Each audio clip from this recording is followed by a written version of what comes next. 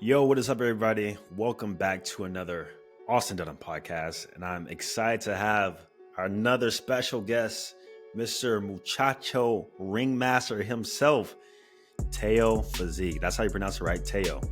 Now, Tao Physique. I've been saying Teo this whole time, man. Damn. Well, welcome to the podcast, bro. The reason why I really want to have you on specifically is because I've seen a lot of your content over the past few years, with us being both within calisthenics, but I don't think I've ever seen you like in a long format. And also, I don't know a lot about you. I feel like you're kind of secretive, like a ninja. yeah, A I'm little pretty bit. low key, bro. I'm a low key guy. Yeah. Well, today, hopefully, we can learn more about you, your training style, and actually get into some deeper topics such as dating, self improvement, Mhm. because I feel like that's something we're also have similarities in is the fact that you're also into like the dating sort of pickup game. A lot of people don't know that, but I know that you are. I've seen the second channel. Oh yeah. I've Oh, seen my it. secret channel. I've seen it, man. Yeah, it's good stuff. So yeah, we'll get all into it, but first, let them know the stats because I don't even know how tall you are, how much you weigh. I feel like these are common questions within the fitness space.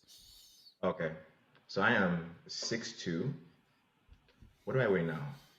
197 pounds and 35 years old. 35 years old. So when did you start YouTube? Because you've been in the space like not as long as me, but I feel like a little bit after me, like nearly 7 years, probably Yeah, a little bit after you. a little bit after. 'Cause I remember seeing you and then Chris Harrier. I remember seeing you two, and I was like, damn, these Yeah, dudes be killing it. I need to get in on this, man. yeah, So yeah, yeah. it's been Good about times, man. 7 years. Yeah, that 2017, 2018, 2019, even a little bit of 2016 time period was like the heydays of like calisthenics YouTube. I felt like, Hmm. everything was so new. There wasn't a lot of information out. And Hmm. I felt personally that's when I enjoyed the most with creating like the fitness calisthenics content. And of course we all evolve, but that's awesome to be speaking with you in terms of somebody who's kind of a OG in the space. Now, one thing about your calisthenics training I've noticed is that you're a big component of rings. Me Hmm. myself, I've always been like a bar guy, a floor guy. I dabbled into rings a little bit when I really wanted to learn the ring muscle up, but after that, I could never like stick with the rings. What made you stick with rings, and why did you pick rings? I don't know if I ever told this story, man, but the reason why I picked rings was actually kind of by accident. So I don't know if you watched like my channel from the very get go, but I actually wasn't doing calisthenics at first. I was doing mostly like weights, right? Just weight stuff. Then you really see me do some like dips here and there or some pull ups here and there. And I had this gym I was renting space out of, right? So when my channel was small, the owner didn't have any issue with it. He's like, "Yeah, bro, record, do your thing." But as I started getting bigger, eventually he now started saying that, "Hey, you can't record." He started giving me like these weird times that I could record. I'm like, "Oh, I gotta kind of figure out something that I can do to still create content because I wanted to do like YouTube more seriously." So I had in my trunk some rings I got like years ago. Like I got them like 5 years ago. I barely used them. I'm like, well, since I can't do it in the gym, let me do some more content with the rings outside because it'd be kind of cool to kind of like document my progress. And I just started from there. And I did my first workout. I was like, oh, Wow, okay. All right, I'm gonna this is keep doing different. this. Nice, man. So it all started from the gym owner not allowing you to record in the gym. Yeah, that's how I started. Yeah, that's an interesting story, man. For me personally, I was in the RTC program, so like you, I was doing weights at first, and I was trying to Hmm. bulk up. But then I remember we had a PT test because I was in Air Force RTC, and they're like mile and a half run, max push-ups, and I did about 35 to 40. but Mm-hmm. I was like, I need to be the best. And so I went on Google, I typed in how to get better at push-ups. I came across a calisthenics transformation video, and the rest is history. And I just started literally 2 weeks later. So that's awesome. I Nice. mean, everybody has a origin story in terms of how they start, and yours is definitely very interesting. Now, in terms of using the rings, Mm-hmm. what would you say? Is it rings or bar? Do you prefer even today? Hmm. Today rings, Still rings? rings because one thing I like about rings is that it's a lot more flexible, right? Because actually, I was actually doing pull-ups a lot more recently on the bar because I used to do pull-ups on the rings. But like, okay, let me switch to the bar. And when I did that, I actually started having some issues with my rotator cuff when I was doing Mm, that. And then when I went back to the rings, it got better. So one thing I like about the rings is that it's so flexible. It allows your shoulder to move in a lot more natural space, right? And then also you can do like isolations a lot better. Like you can do biceps, you can do triceps, you can actually do your hamstrings on the rings as well. So if you're into like bodybuilding, rings are amazing. But don't get me wrong, I still like my bars, man, because doing dips on the bars is a little bit different than doing it on the ring. So I actually prefer rings, but every once in a while I still do some bar stuff. yeah, especially Yeah. with dips, rings are highly unstable. That's why they're so difficult. Versus like doing a pull up, uh, I do feel like rings is almost like more of a stable movement because, like you said, there's more freedom with the range of motion. I Mm-hmm. actually just had a golfer's elbow, and one thing Mm. everybody was telling me to do is switch over to rings to allow that Mm-hmm. range of motion to be more natural. I still didn't do it. I think with me, I just got lazy with bringing the rings to the gym, setting them up every time. It Yeah. got. But at one point, I found a gym that actually had static rings at all times. So if it's like that, I'll use it more. Do Yeah, you? that's the one downside about the rings that you always have to Hmm. set it up, man. You know? Yeah, And then yeah, sometimes it's uneven and you have to like look, you're like, okay, is it in the right space? yeah, So that's one thing that on bars, like bars is just there. You just go, do your sets and you're done. yeah. While rings, you gotta set it up. Yeah, I wonder if there's a carryover in terms of, for example, like a weighted pull up on a bar. Will your weighted pull up Mhm. be weaker on rings? I never tested that out. No, it's about the same actually. Okay. It's about the same. Because like actually doing like pull-ups on the rings, it's not really harder. Like when you Hmm. do, for example, like push-ups or dips on the rings, because it's so unstable, you definitely feel all your muscles working. But on the rings, when you do pull-ups, for some reason you don't really feel awkward. It doesn't feel like it's harder. If anything, I actually say it's probably easier to do it on the rings. Okay, I'm gonna have to test that Yeah. out. See if I can do a 4 plate pull up on the rings, man. We'll Ooh, how see. many reps? How many reps? On a strong day, too. Damn, Yeah, low reps, man. Low reps. Awesome. But that's impressive.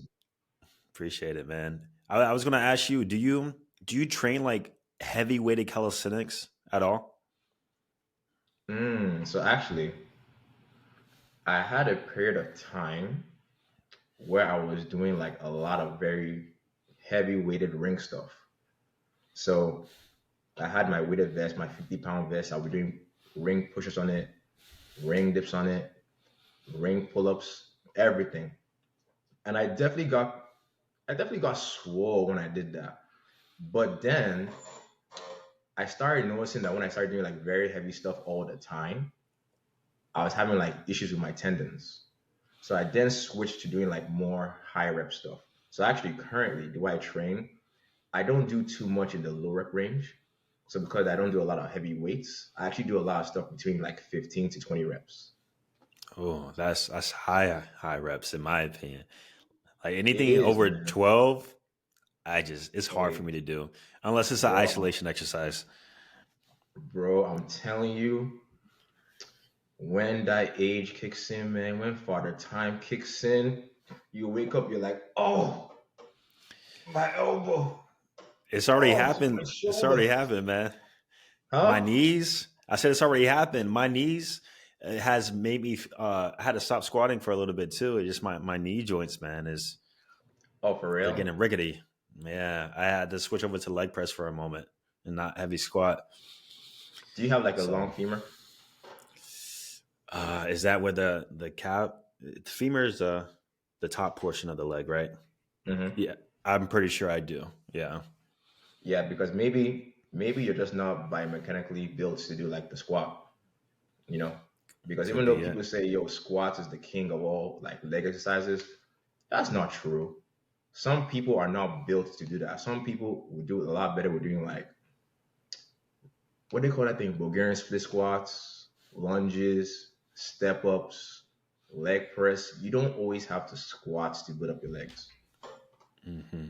Yeah, I agree, and that's what I've learned too. Because I've always thought like the go-to exercise, the big three, squats are part of that. Same with dips too. I stopped doing dips for a very very long time, and I came to realize, Yo, I yeah, saw I that did. video, man. I You was got a like, lot of man, hate for that video, bro. a whole lot, man. If people would just, if you talk about the big exercises like dips, squat, and you say like they're overrated or you don't do them, you'll get a lot of hate, man. But I've come Yeah, to find out that I can still maintain my strength and physique by just making substitutions. So, yeah, of course. Cause bro, man, your muscles don't know the difference. They just know tension, man. They just know hmm tension, and like we talked about, we're all built differently. So everybody has certain exercises that they work perfect for. Like for you, maybe for you, like I know some people have this issue when they do dips because the way their sternum is, and when they go down, no matter what kind of technique they do, no matter what kind of like mobility do they do, this always hurts. While some other people they can do it like max out and they never have any issues. hmm So you have to kind of like that's one thing I like about like bodybuilding and like lifting weights and working out. You kind of get the chance to rediscover how your body really works. And you kind of tweak things to you instead of like tweaking yourself to the exercise. yeah, yeah, that makes sense, man. And I've definitely learned a lot in the past. I would say 2 years on what really works for my body in terms of exercise selection and really finding something that just works me and my goals and what I'm trying to do. Hmm. So also for you, I do see that hybrid training is very popular nowadays in terms of mixing up training styles. So Yeah. adding weights, calisthenics, weighted calisthenics, doing everything. Are you still like solely body weight or do you mix No. weights? I'm definitely not solely body weight, man. I mean, I went, I think I was like everybody, when COVID hit, remember? Hmm Oh, the C word that we can't say, sorry. When that hit, everybody was like, oh, body weight stuff. But then once the restrictions lifted, you're kind of like, yo, why am I just doing body weight when I can actually lift weights? Like, bro, come on. Like, can we just keep it real? You're not gonna build nice legs doing pistol squats, bro. It ain't gonna Yeah. happen. Like, if you want to build up your legs, you're probably gonna lift some weights. And even with your shoulders, too. Like, yeah, you could do like push ups, dips, but like your side delts, bro, you're gonna need some weights for that, too, man. Like, I don't see Mhm. the point in people trying to be like so dogmatic about just one thing. I think it's best to do Mhm. both. That way you have more options to pick exercises that work for you. I agree, man. And I remember in 2017 it was calisthenics Mm, and bodyweight training was like a cult. Like even if I showed myself yeah. lifting weights, I would get mad hate. Like you're a trader, Austin. What are you doing? But Hmm. I realized myself like, hey, my legs are a little slacking. Like, hey, I need to work on my shoulders. I already have not long clavicles. Like I need to do some lateral raises. And Hmm. so after implementing that in my training, I've saw a big improvement and a big difference. And also it helps with novelty too. I'm not sure about Hmm. you, Yeah. but I got to a point where I was strictly calisthenics for about 2 years. Mm. And for that reason, and also genetics and training, I got fairly good at bodyweight training to the point where I almost got bored of it. It's like, okay, how long should I hold a planche today? How many pull-ups am I doing today? And I do feel like that was the most fun time in terms of bodyweight training because it's almost like progressions and levels. Would you say the same? I'm not sure how it works with maybe it works the same thing with rings, but when you Same. first start out, it's like, you're just learning, no experiences. But then when you get good at something, it's like, what's next? Exactly. Because like you said, like when it's new, right? Like you said, the novelty factor, it makes training so easy because you're looking forward to getting that like new skill, unlocking that new move, right? But then once you start getting like really up there, I'm sure this happened to you. You now go down. Like the amount of effort I need to do to just gain this, it doesn't kind of make sense anymore, right? And you're like, I'm also kind of getting bored with it because it's so repetitive. You're doing the same thing over and over and over. At first, it's exciting because everything is new. But after a while, you're like, okay, I gotta switch this up, man. Unless you're gonna kind of like start getting less consistent and you're not gonna go to the gym, and the next thing you know, you got that dad bod, bro. Back to square one. Mm-hmm. Yeah, yeah, man. So going back to rings, what would you say is the best way beginners can start out using the rings? Ooh, best way is to focus on, let me see, the four basics, right? Just like with calisthenics, push-ups, rows for the 304s, pull-ups, dips, right? And one cool thing about rings is that that's why I like rings a bit more than the bars. It's very easy for you to scale. Like honestly, you could be a pure beginner, and you can actually start on rings. Because, for example, you're doing push-ups, you go at a higher angle, yo, that stuff is so much easier. Same thing with rows, right? But then exercises like the pull-up, right? Like, bro, we all know, like, if you don't have strength for the pull-up, you're not even going to do one rep. But with the rings, you can kind of lower them lower, and you can put your feet on the ground actually, and assist you to pull. Same thing with dips. So that's one thing I like about rings because it's actually a very good way for beginners to actually start with calisthenics. Hmm. So it sounds like rings is all about leverages. So adjusting the height, make according to the exercise, making it taller might make the exercise easier. Making it lower will make it more difficult. Foot placement, Hmm. hand placement, even Hmm. unilateral work like single arm rows at a low Oh yeah. angle is probably the Hmm. hardest leveraging point for that. So much like other bodyweight training aspects of progressions, you just got to find what sort of works best for you and the rep range that you're trying to go for in terms of your strength Exactly. level. Nice. Are there three ring exercises that you will do always and forever? If so, what are they? Three ring exercises I'll do forever. Okay, we gotta go with pull-ups, bro. First of all, Pull. pull-ups. Come on, man. You gotta Yeah. get that V taper, bro. So Hmm. that's definitely number one. Push-ups, obviously, What and type then of the push last, ups? Is it like huh? the ring turn out push up or Actually, the one? yes. Hmm. Well, I don't want to say that because that one's kind of hard. But for me, ring turned out push-up. Yo, that Okay. exercise is bomb because yo, with that one, you are working your bicep, right? You are working your tricep, you are working your forearms, you're working your upper pec, bro, right?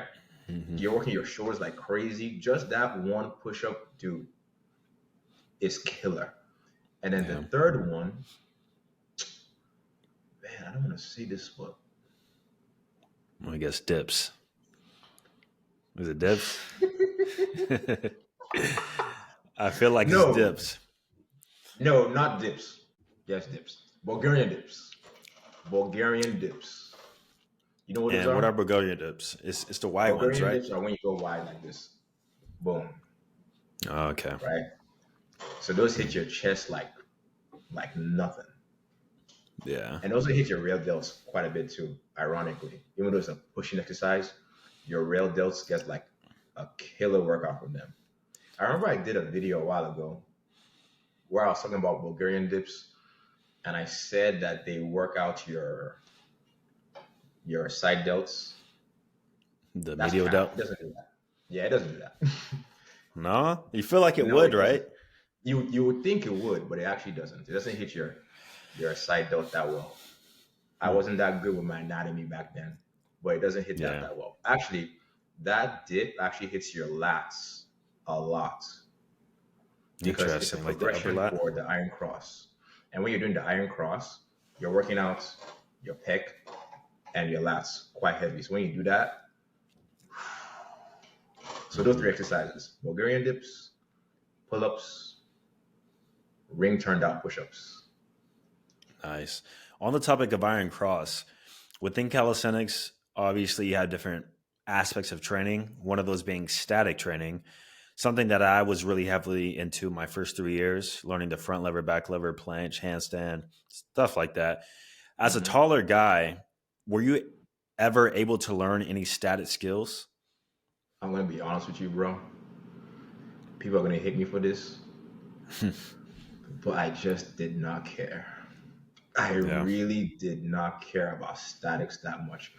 I mean, I did learn how to do a front lever, or front lever, how about you say that, and back lever. But once I got those two, I was like, now I'm good. Yeah. For what? Yeah, For because what? I mean, you probably know this, but like for me, when I work out, I think about like longevity and also aesthetics. Statics are not the best bang for your buck for aesthetics. Definitely They're not. not. No. You're gonna get a bigger bang for your buck for doing dynamics. So when I'm doing them, I'm like, yo, I'm wasting so much energy on this. And yeah, it's cool that I can do it, but like, okay, let's be real.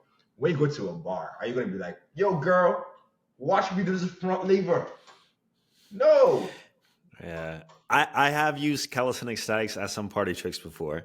Um, I'm sure in you did. college, in college specifically, at this bar, there was a stripper pole, and Oh, I would do shoulder flags on it. I tried the human flag a few oh, times.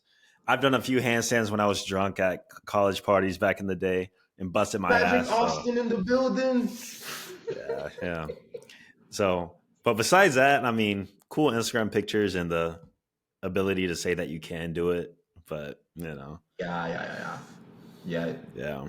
but also like one thing I do see the value in statics, because actually when I really first started doing calisthenics, I did care about statics quite a bit because we all know about leverages, right? And like when you can do those harder exercises, you're like, okay, I can stimulate my muscles a lot more, right? But as I gained more experience, I actually learned that for you to build muscle, you can actually build muscle like a good amount using just the basics. So when I learned that, that's really when I kind of like slowed down on doing statics. Like for example, like you see a lot of people do like handstand push-ups, right? I know you can Hmm. do them, right? Yeah. But handstand push-ups are not the only way to build up your shoulders. You can actually get a great workout doing just the pike push-up, doing just that. Like if you put yourself on some parallettes or you put your feet up, you take the balance out of the equation and you can really focus on drilling that motion. And if you want to get more into it, you guys should put on a weight with a vest. So when I learned that, I was like, okay, you know what? I don't really need to learn statics because it's cool, but it didn't really fit my goals personally. Yeah. Yeah. That makes sense. And I do like the removing the stability factor outside of the handstand push up. Even me myself, I can do freestanding handstand push ups, but I never do them. I still choose to go up against a wall and practice that way, just so I can fully, truly go to failure without compensating for balance and things like that. So it Exactly. really does only take the basics, honestly. You know. Mm-hmm. But what I do love about statics is that once you learn them, they're there. Like That's me, true. I don't train front lever, back lever, planche. I can do one at any time though, and I've tested this long times without training it. I can still do one. It's like the muscle memory, the CNS Mm-hmm. something. It just Mm-hmm. stays. It's So true. even with handstand too, honestly. It's true because it's a skill. Once you unlock it, it's pretty much there. I mean, you might. you might get rusty, but then when you Hmm. start doing it again, it comes back like really quick. Super quick. Yeah. Now, currently, right now, do you have like a systemized routine, or do you kind of just go in the gym like I'm gonna train this today? Like, what sort of routine or system do you follow? Right now, I do full body every time. Full Full body. body every time. I go 3 to 4. And I do have a system, but it changes a little bit every few months. Because one thing that happens when you like start working out for a long time, you probably noticed this, but you can only recover so much, right? So if you're trying to build up certain muscle groups, you need to really focus in on them, right? So what I do now is like, okay, I'll have a period in time, like maybe like 3, 4 months, even though I'm doing like full body, I'll be like, okay, these 3, 4 months is gonna be full body, but emphasis on like shoulders, calves, quads. You look at your physique 3, 4 months later, you reassess. Like, okay, let me work on this. And you keep doing that throughout the entire year. Hmm. Okay.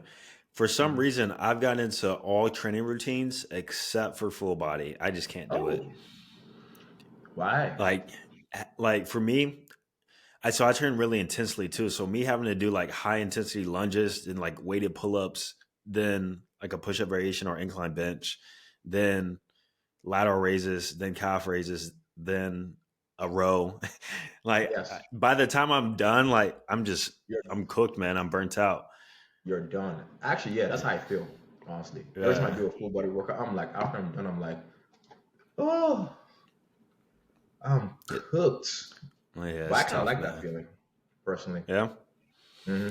Yeah. See, right now I do a push pull legs, upper lower, and my push pull and leg days aren't really that long. Like I'm literally in and out within an hour, because I don't do a lot of exercises. And Hmm. even now, I even reduce my sets. I know you did a video on the Mike Minter approach, I believe. The one, Oh, did like the you? Myo reps? Oh, Yeah, yeah, it's yeah, like the was it the one set to failure or myo reps? yeah. Myo reps. So it's kind of like you do one set to failure, and then you cluster set it. You now do mini sets on top of that. Oh, okay. Hmm. So what I would do is like a warm up set, a medium Hmm. intensity set, and then a really high intensity set. Like, and then I would drop set it a few times, and like I'm done, and that's the muscle group. So Mm. it made my workouts like super quick, super efficient. And at this point in Hmm. time, I've also came to the realization that I'm probably not going to get that much bigger. Like, unfortunately, it was a hard pill for me to swallow. So with that being said, it's more so about maintenance and getting stronger. If I could do that, you know, Yeah. Why do you think you can't get bigger though? people have this debate. Some people say like I haven't dedicated myself to a bulk for long enough, which is more than likely true. But Mm. also, I think it's my body frame and the way that I hold weight and build muscle. Like I've never been above 180 pounds in my life, and I'm Oh. about 5'11". So that's actually pretty light for my height. But my frame, like I have skinnier wrists. My bones aren't that big and thick, Mm. So it's like my body is comfortable staying at this weight, and then any higher just becomes like really unreasonable, like to the point where I'm Wow. eating 4,000 calories a day. Um, I'm not even sure how that would feel, like 190 on my body. Like I have a feeling that would feel very uncomfortable too. So Mm. How old are you again? 27. Oh, Yeah. okay. Yeah, that makes sense. Well, I think you Like for could get bigger because, like, to be honest with you, I kind of went through a similar thing. Like, when I was younger, I reached a point where I was like, oh, yeah, there's no more for me. I'm going to pretty much stay here, right? Ironically, this is actually when I started working out with rings, ironically, right? Then when I started working out with rings, I actually gained more muscle compared to when I was doing like weights before. But then the reason why was because I kind of put a little bit more effort while I was actually in the gym. Like before, I didn't think I was coasting, but when I actually started working out with rings, I realized like, damn, this entire time I thought I was going 100%, but I was going 80, 85. And I've learned that like as you get more like advanced, for you to start making gains, you kind of have to spend a good amount of time like really pushing it. So you might be able to gain more, but the thing is, you might be at a point where you're like, well, it's not really that worth it to you. Hmm. Like the going back to the amount of effort I need to put in for the marginal returns.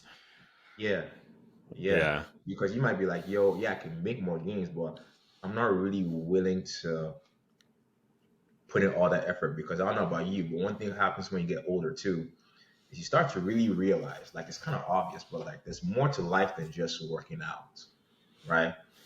Because you putting all that effort into building muscle, it does drain you.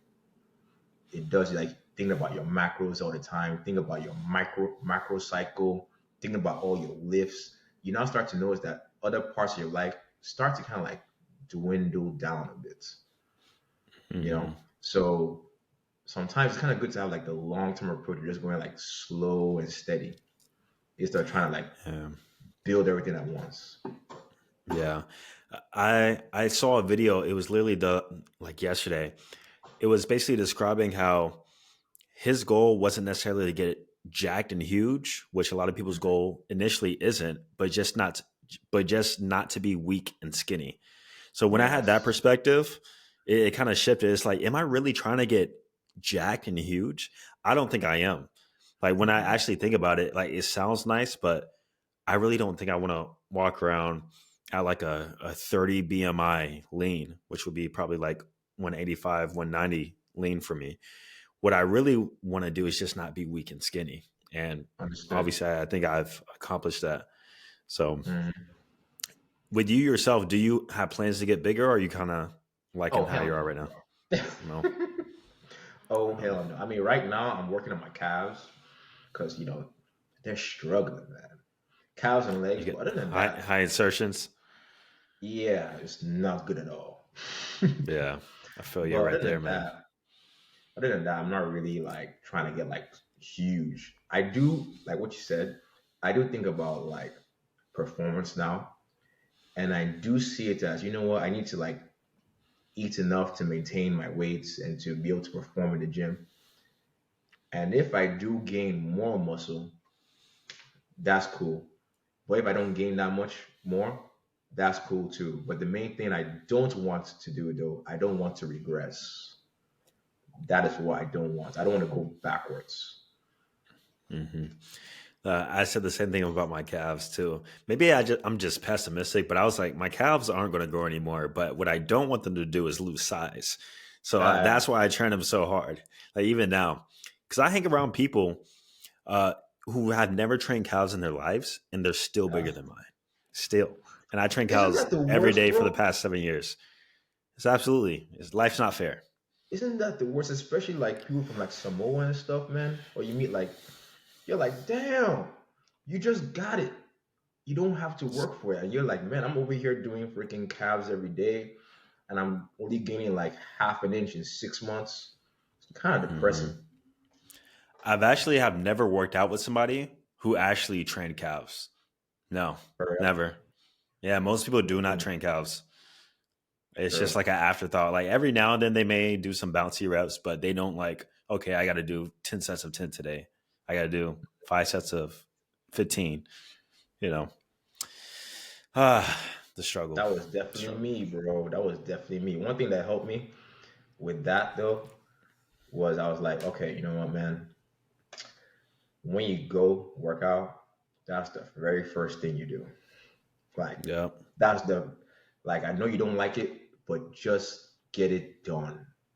Just go in there, do calves first. Because one thing about it too is that it's such a small muscle that you get it done within like 3, 5 minutes, and then you can now go on and do all the other fun stuff.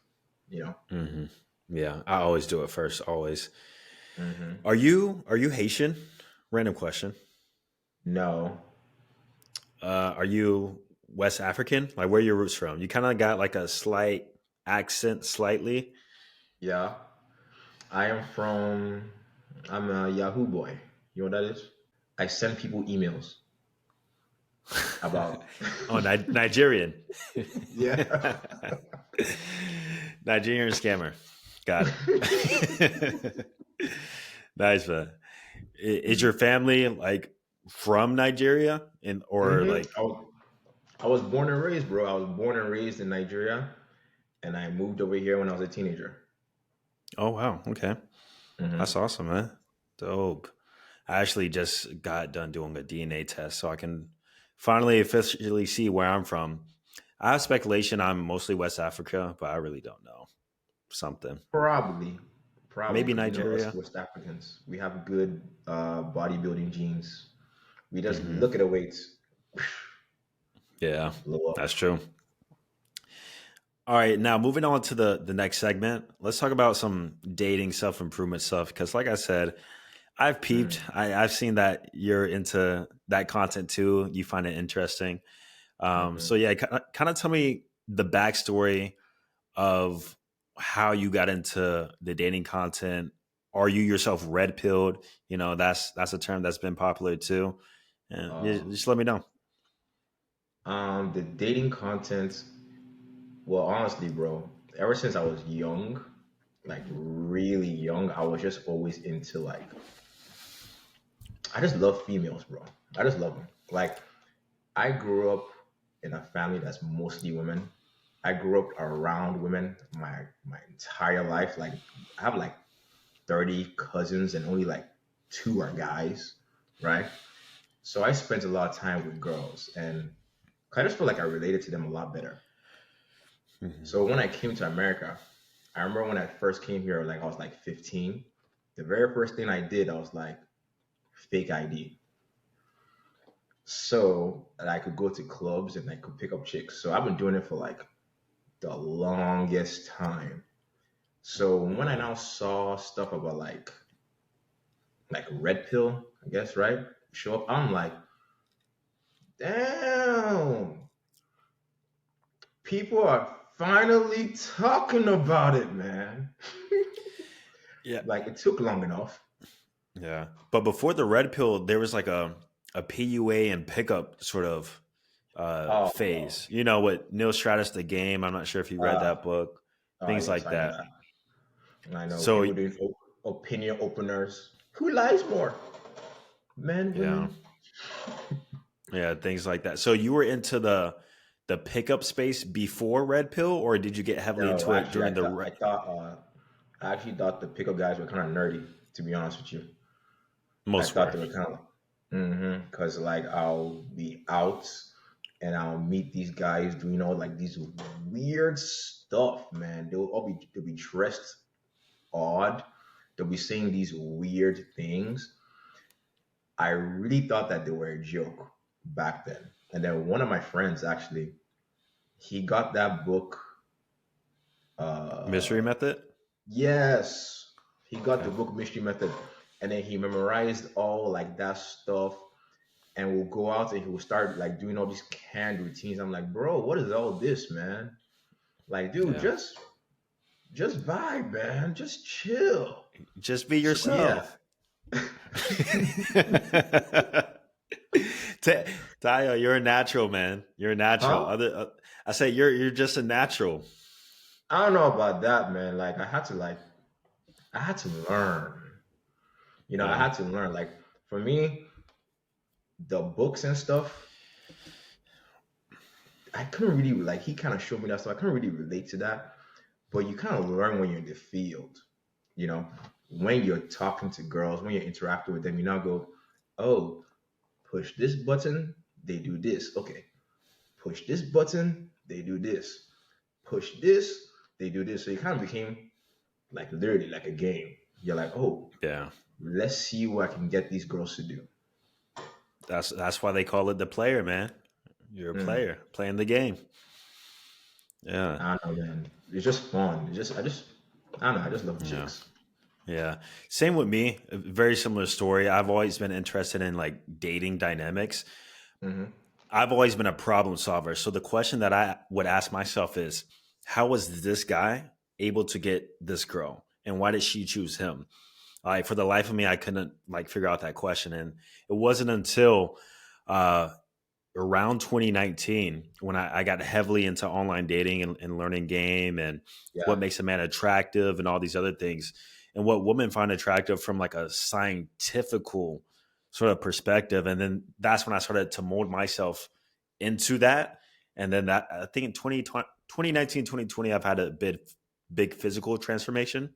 And Hmm. for that reason, just through my knowledge, I finally figure out the answers. And it really all comes down to, uh, for what I've learned, sex appeal, um, Yes. and other traits triggering the overall sexual market value. So the looks, money, status, that whole sort Hmm. of thing. And people will debate on which one's more important for which context. But based on you and your dating strategy, what has worked out best for you? Like, which leveraging point do you use? Is it looks? Is it, do you lead with money? Is it status? I feel like you're low key. Like, I feel like it's just all verbal game and confidence for you. I'm not sure. Um, for me, it's a mix, man. It's a mix. Like, here's the thing, bro. Hold up a second. Girls are interesting, man. Like, yeah, girls might have like this idea.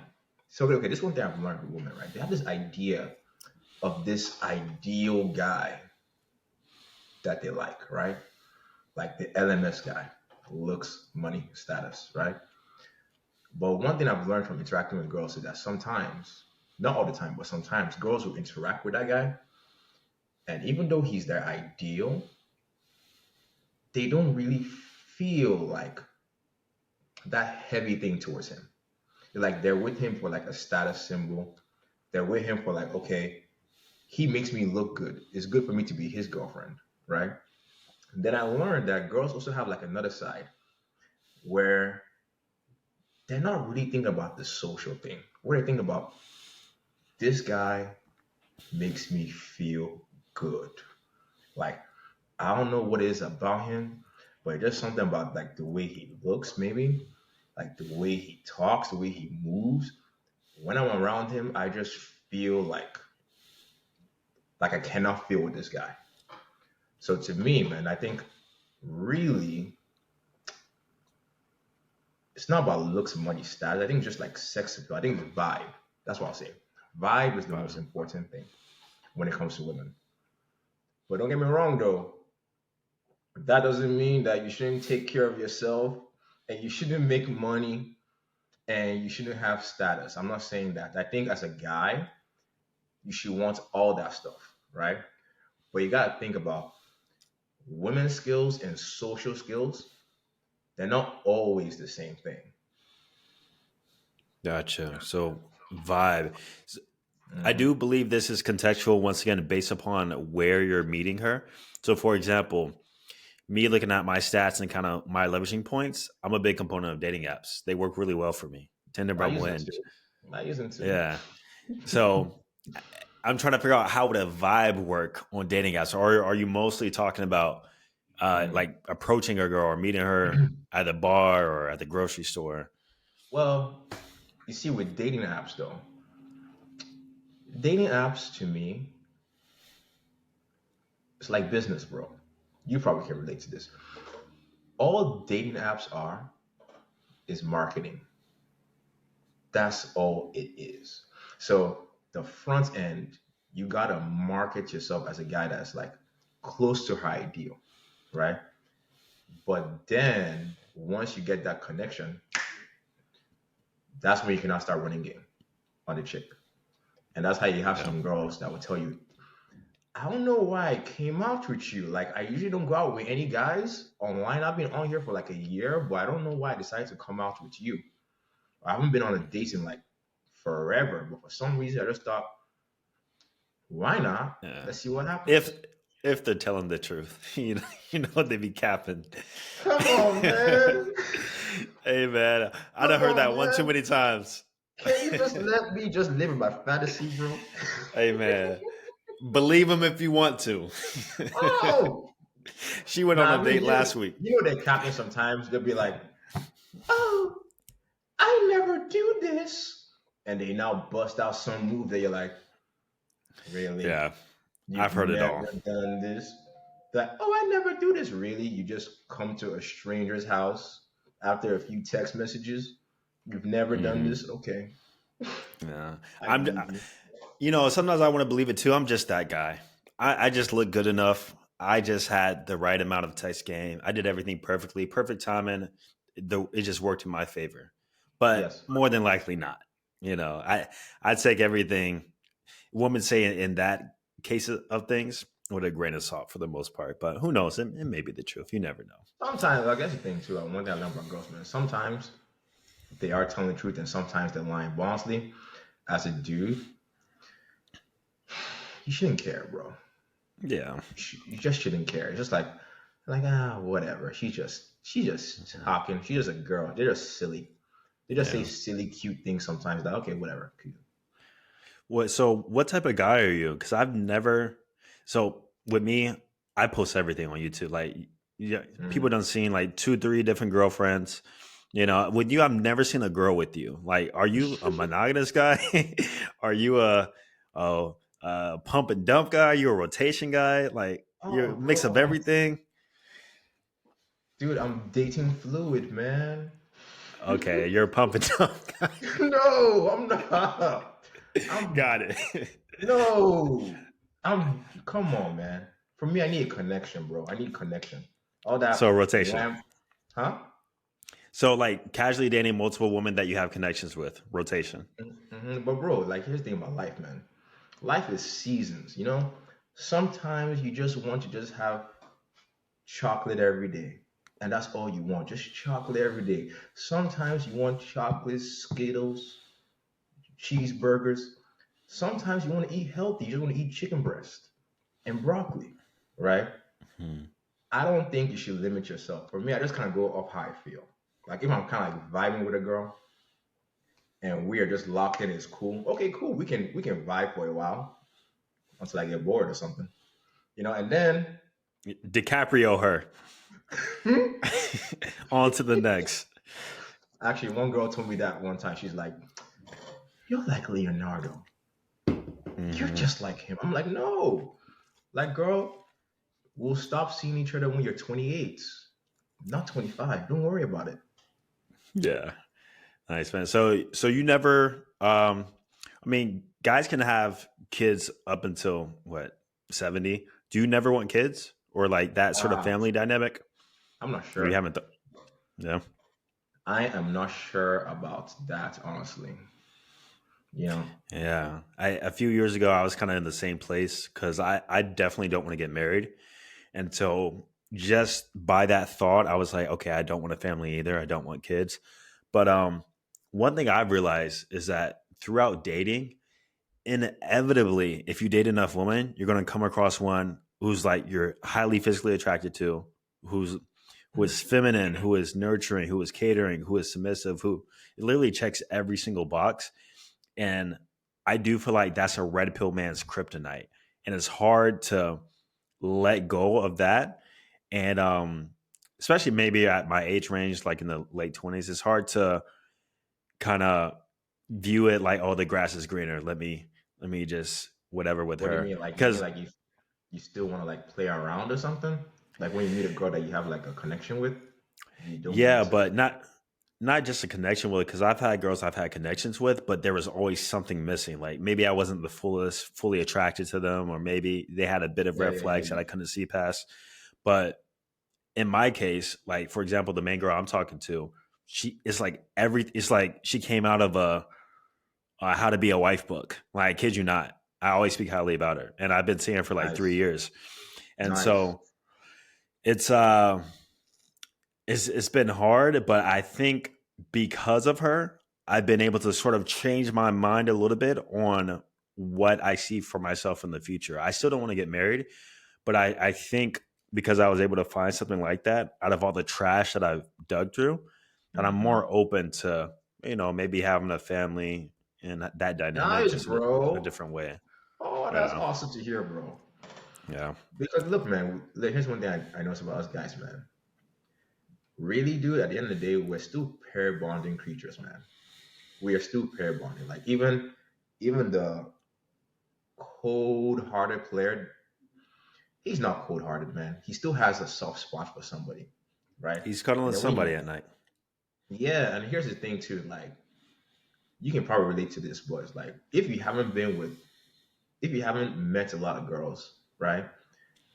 It's kind of easy for you to fall in love with a chick because you don't know nothing. You don't know anything. Like you invest into any girl. But then when you get a lot of experience, you start to see like a lot of repetition. You start to see like the same things. Like almost you know what they're gonna do before they even do it. Right? You know how they're gonna Mhm. behave. But then when you now meet a girl that, like you said, that checks all your boxes, like a lot. Nobody's perfect, by the way.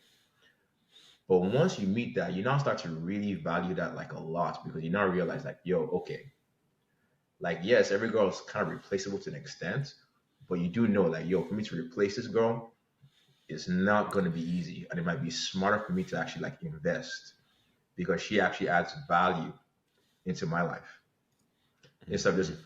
going out there just spraying all around. It's nice to build with Yeah. somebody. Yeah, and like you said, life goes in phases. I had the phase Hmm. where, I just wanted to see as many girls as possible. Then I've had the phase where, that gets a little exhausting and old after a while. All the conversations, all the dates, and The inevitably same, all the BS you're going to deal with through just same. talking with a lot of women. And Hmm. so sometimes you find yourself like, okay, let me slow it down. I could still see multiple women, but I'm gonna just keep it at this for a while until they Yeah, start. because I'm like, you sure you know, it's like, yeah, you could like hook up with other girls if you want, but to some extent, it's not the same. It's not the same connection. Just like I've had girls where they were like, I guess main, right? And I might still be seeing like other girls on the side. But the connection you have with that girl is just different. Like it's really is just different. You can't really have it with like those other chicks. And you do like kind of lose motivation to be going out there and do that all the time. It's kind of like the saying, um, if you have filet mignon at home, right? Why would you be going to get Mickey D's? And Yeah. let's not lie, Mickey D's still pretty good. So you still go every once in a while. Yeah, you have a occasional craving, but it's rare that somebody who has a private chef at their house that can eat steak every night would go to McDonald's for some chicken nuggets, right? Yeah, but It's sometimes rare. you be drinking at night, and that's all that's Yeah, open. You're like, okay, yeah. Take a hit of the ganja. Are you mm-hmm. you're a weed smoker, aren't you? Not anymore. Not anymore. You quit? I kind of do it like occasionally, but it's not a habitual thing. Yeah, I think I remember. I asked because I think I remember seeing you post a picture with a bong a long time ago. I Maybe. still have it, Yeah. still right here. Yeah. Nice. Nice. Awesome, bro. Well, I'm glad we got to discuss some things about your current routine, rings, and a little bit about the dating aspect of stuff. Um, I feel like these things are always changing too. So we can have this conversation like a year or 2 years from now, and you might have a totally different perspective. Oh, of course, man. That's You us know. humans. We are constantly evolving. Hmm. Yeah. So where can everybody find you at, man?